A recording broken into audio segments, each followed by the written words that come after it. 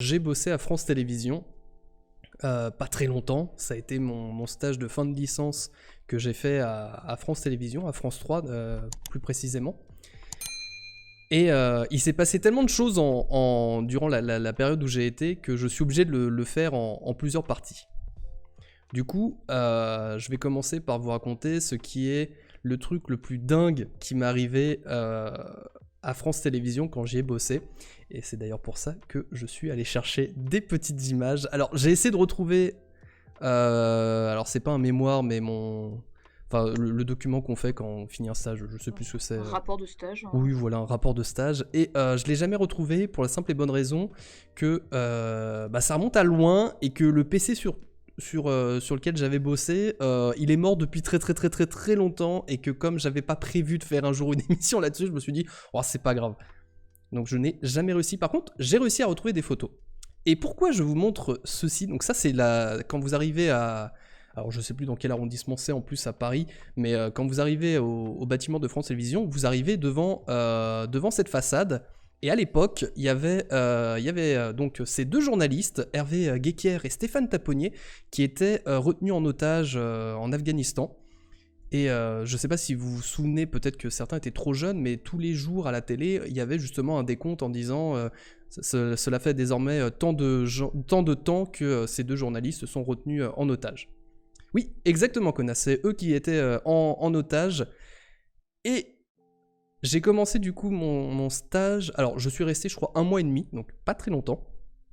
Et bah sachez que j'ai assisté à la libération de ces deux journalistes pendant mon stage. C'est-à-dire que j'ai commencé ce stage comme n'importe quel stagiaire, voilà. Et j'ai vécu leur libération. En gros, on savait avant tout le monde qu'ils avaient été libérés, tout ça. Donc dans les locaux, en plus, du coup, moi je bossais avec du coup pas mal de journalistes qui faisaient le JT. Donc il y avait beaucoup de gens qui les connaissaient très bien, qui étaient très proches d'eux. Et donc, ce jour-là, il y avait une ambiance qui n'était pas comme d'habitude. Il y avait un truc qui était un peu étrange, parce que ça s'affairait un petit peu dans tous les sens. Et alors, attendez, parce que j'ai des photos. Elles sont pas ouf, les photos. Et je dis ça parce que il y a des photographes là qui sont dans le coin. Non, Hein, mais on va pas juger là-dessus. L'important, c'est oui, l'anecdote. oui, bien sûr. Et le truc, c'est que en l'espace d'1 heure, l'info, elle a circulé dans tout le bâtiment et on s'est retrouvé avec énormément de monde en fait dans le bâtiment même. Il faut savoir que quand vous êtes dans le bâtiment, c'est en gros deux grands bâtiments. D'un côté, il y a France 2, de l'autre, il y a France 3 et il y a des passerelles qui relient les bâtiments quand vous êtes dans les étages et tout. Voilà, d'un côté, vous avez toutes les... alors, si je dis pas de bêtises, je me demande si tous les studios, par contre, n'étaient pas d'un côté. J'ai un doute là-dessus. Enfin bref, c'est pas très important. Mais ce qui fait qu'il y avait un monde de fou quand les gens sont... Alors, je l'ai pris avec mon appareil photo de l'époque, voilà, parce que évidemment, je prenais des photos pour mon stage, mais jamais je n'aurais pensé vivre ça. C'était incroyable. Il y avait toutes les télés qui étaient dans le bâtiment pour filmer ce moment qui était quasiment historique, parce que du coup, on les voyait tout le temps à la télé, on les voyait vraiment, enfin, on en parlait très souvent, et puis du coup, pendant mon stage, moi, j'en avais discuté avec des monteurs, avec des journalistes, avec des cadreurs et tout ça. Et bon, voilà, j'ai essayé de faire un petit peu avant. Bon, on voit que, voilà, devant ça s'affaire, mais j'ai quelques photos un peu plus proches d'eux où justement, bon, là c'est la femme du journaliste. Et c'était un moment qui était incroyablement émouvant, c'est-à-dire que nous on a vécu le moment quand tout le monde les a retrouvés, où il y avait les télés, tout ça, qui ont filmé parce qu'ils ont fait un petit discours en fait pour dire qu'ils étaient libérés. Mais voilà un petit peu le monde qu'il y avait.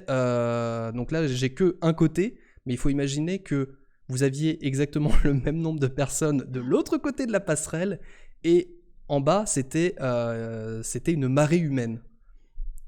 Et c'était... Alors j'en parle et j'ai encore les tremblements, parce que nous on a vécu après les retrouvailles en off. Et là j'ai pas trop de photos je crois du off. Mais en tout cas... Alors attendez, en plus regardez, voilà. Alors, ils étaient très très émus aussi, hein, ce qui peut se comprendre. Comme je vous dis, c'était un moment qui était vraiment très très fort. Et bah, du coup, moi, j'ai assisté aussi aux retrouvailles entre les amis, parce que lui était caméraman, par exemple. Il a retrouvé les potes caméramans qu'il avait, qui étaient journalistes, reporters d'images aussi à France Télévisions. Et bah, comment vous dire que c'était une des expériences les plus folles, et c'est pour ça que je vous dis, je suis resté qu'1 mois et demi à France Télévisions, et j'ai vécu l'événement le plus fou que j'aurais pas pu vivre autrement, en fait. Et ce qui fait que tout mon rapport de stage, il a tourné autour de ça, et ça m'a donné la note maximale, parce que voilà, écoutez, j'étais au bon endroit au bon moment. Bon, Ouais, mais ouais, tu m'étonnes, c'est beaucoup d'émotions, Ouais. ça, c'est quelque chose de marquant, quoi. Alors, il y avait pas que ça, hein, que j'ai fait pendant mon stage, mais j'avoue que ça a été... en plus, je crois que si je dis pas de bêtises, leur libération, ça arrivait peut-être 2-3 jours avant la fin de mon stage. C'est-à-dire à 2-3 jours près, je ne le vivais pas, cet événement. Ça arrivait vraiment en plus sur la fin, j'avais déjà vécu pas mal de trucs, et je vous en reparlerai un petit peu plus tard, mais je pense que ça, c'était bien pour commencer, c'est que j'ai eu l'impression de vivre un moment qui était historique, et parce que bah, moi, je le voyais tous les jours à l'époque, à la télé et tout, et je pense que ça se sent que je suis encore un peu ému, parce que du coup, on m'en avait tellement parlé de ces deux-là, vu que dans le bâtiment même, dans presque partout, vous aviez placardé leurs images avec justement le fait qu'ils étaient encore retenus en otage et tout, donc tout dans le bâtiment vous rappelait ça. Et forcément, bah, en posant des questions et tout, tu commences par finir par les connaître, quoi, au bout d'un mois, parce qu'il y en a plein qui t'en parlent, qui te disent que oui, en plus, ce sont des bons journalistes investis, tout ça, nanana. Et donc voilà, Ouais, c'était... forcément, à ce moment-là, t'as l'impression de les connaître, même si tu les as jamais rencontrés, donc t'es touché, quoi. C'est ça. Et le fait d'avoir vécu en plus, du coup, les retrouvailles en off entre les journalistes et tout, bah, c'était aussi très très fort. Et bah, je vous cache pas que j'ai versé ma petite larmichette. Parce que c'était très très fort. Complètement normal. Et du coup, alors j'ai une image assez rare de ce qui se passait genre quelques heures avant... avant cet événement, où justement, ils étaient pas sûrs, en fait, parce qu'il y avait une info qui circulait, mais ils étaient pas sûrs. Et donc, il y avait plein de gens qui se réunissaient dans les bâtiments, tout ça. Et là, je sais pas si vous reconnaissez cette personne-là, ici.